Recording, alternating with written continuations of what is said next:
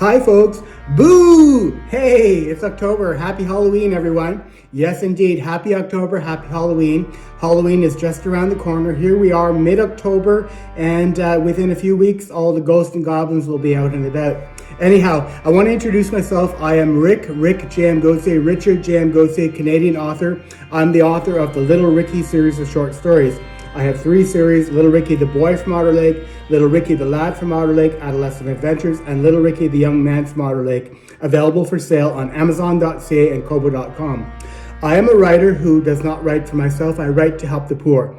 I sell my stories so that I can raise money to give to a food bank. I give 100% of my royalties to a food bank here in Toronto. My ultimate goal is to raise enough money someday to help food banks all across Canada, but I'm just starting out, so every little bit helps. Anyhow, today is a good day for a Halloween story, a good ghost story, and I am posting free ghost stories now until the end of October so that you can enjoy them this Halloween. And all I ask in return is to consider purchasing one of my short stories, one of my books, to help me help the poor at the food bank. Anyway, Rick Gauthier here, Canadian author, Little Ricky the Boy from Otter Lake, Little Ricky the Lad from Otter Lake, Adolescent Adventures, and Little Ricky the Young Man from Otter Lake. Enjoy these free Halloween short stories. Take care. Happy Halloween. Bye.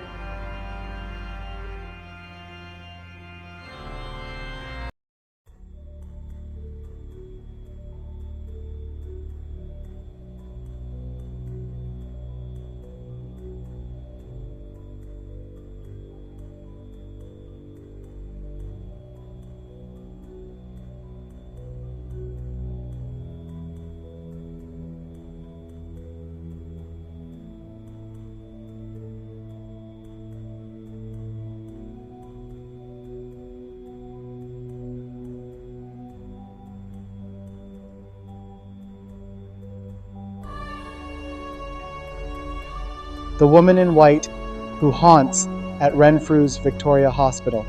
It was late October, one of those crisp nights when the air seemed to bite at the skin, hinting that winter was just around the corner. The moon hung low, casting long shadows across the quiet streets of Renfrew.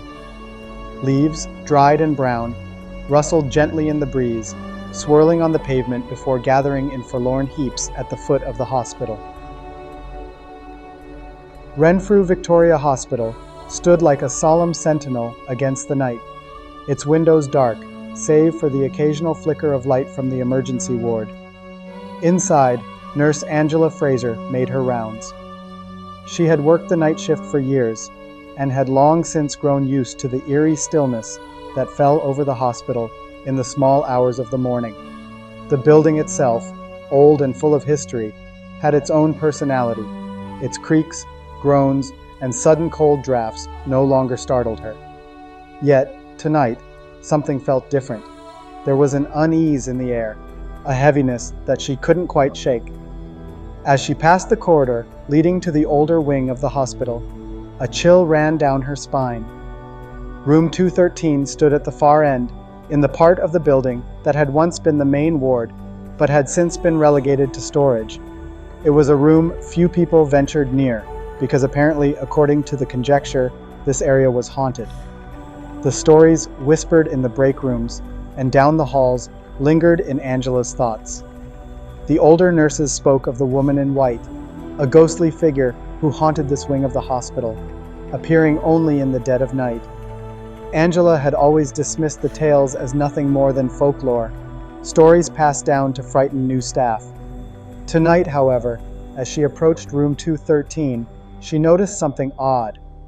A faint, flickering light shone from beneath the door. Her breath caught, and she froze mid-step, the soft squeak of her shoes on the linoleum breaking the silence. The room was supposed to be empty. It was now a storage room, and rarely visited by anyone. The key was supposed to be kept locked in the nurse's station, and no maintenance work was scheduled. But tonight there was someone in the room, and the latch was undone? Angela felt the hairs on the back of her neck rise as she slowly approached the door. Her hand hovered over the handle, her mind racing. The stories. Could they be true? Could this be the woman in white, returning once again to haunt the place where she had met her untimely end? The details of the tale flooded back to her, the tragic death of a patient in the 1950s, a young woman who had died under mysterious circumstances, her spirit unable to find peace. Swallowing hard, Angela steeled herself and turned the handle. The door creaked open, and a gust of icy air rushed out, making her shiver. The room was dimly lit by the glow of the moon filtering through the window. And there, standing by the window, was the figure, a woman dressed in a long, flowing white nightgown that seemed to shimmer faintly in the pale light. Her back was to Angela, her hair pinned up in a style that looked decades old. She stood perfectly still, gazing out at the courtyard below, oblivious to Angela's presence. Angela's heart pounded in her chest as she stepped into the room. The air was thick with an unnatural cold that made her skin prickle. "Hello?" she called out, her voice barely a whisper. The woman didn't move. Angela swallowed again, her throat dry. "Who are you?" The figure turned slowly, almost mechanically, and Angela gasped. The woman's face was pale, her eyes sunken, and her lips drawn into a thin, sorrowful line. Despite her ghostly pallor, there was an undeniable beauty to her, but it was a beauty marred by an expression of profound regret. Her eyes, dark and hollow, met Angela's, and for a moment the room seemed to close in, the air pressing down like a weight on her chest. "I failed them," the woman whispered, her voice so soft that Angela had to strain to hear it. The words seemed to hang in the air, heavy with despair. Angela's heart ached with an inexplicable sadness. She didn't know who this woman was or what she had failed to do, but the sorrow radiating from her was palpable. "You didn't fail anyone," Angela said softly, though she wasn't sure why she felt the need to comfort this lost soul. "It's not your fault. You need to let go. Find peace." The woman's form wavered, her edges blurring as though she were fading into the very air around her.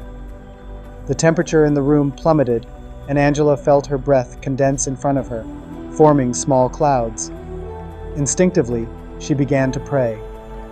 The words of a prayer she hadn't uttered in years came to her lips unbidden, a simple plea for peace and light, for this tormented soul to find her way to the other side.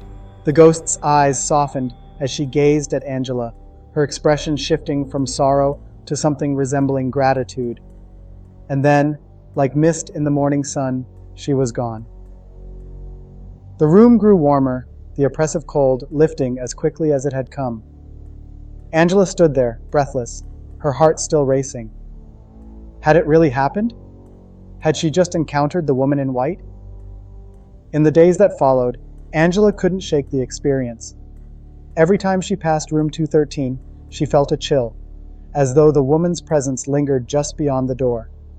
Whispers, barely audible, seemed to drift through the corridors when she was alone, like the ghost was still trying to communicate with her. Weeks later, the unease had only grown. Angela found herself looking over her shoulder, convinced that she wasn't alone. The sensation of being watched became so strong that she could almost feel it, an invisible weight pressing down on her, the hairs on her arms rising with each cold draft that seemed to follow her through the halls. One night, as she made her rounds, she felt something touch her shoulder. It was a cold, unmistakable grip. She spun around, her heart pounding in her chest, but there was no one there. The presence, whatever it was, seemed to intensify after that. Angela caught glimpses of movement out of the corner of her eye, shadows that flitted just beyond her line of sight, vanishing the moment she turned her head. The temperature would drop suddenly, a bone-chilling cold that clung to her, making her shiver uncontrollably. Finally, one night, unable to bear it any longer, she stood outside room 213 and whispered, "Please, let me be. I can't help you anymore." Her voice cracked, the desperation clear. For a moment, the air around her seemed to still, and then, as if in response, the cold that had haunted her for so long lifted. Angela breathed a sigh of relief, her shoulders sagging as the tension drained from her body. The woman in white was gone, or so she hoped. But even now, every so often, when the hospital is quiet and the night grows long, Angela feels a familiar chill in the air, a whisper of a presence that refuses to be forgotten. Is Renfrew's Victoria Hospital still haunted by the woman in white?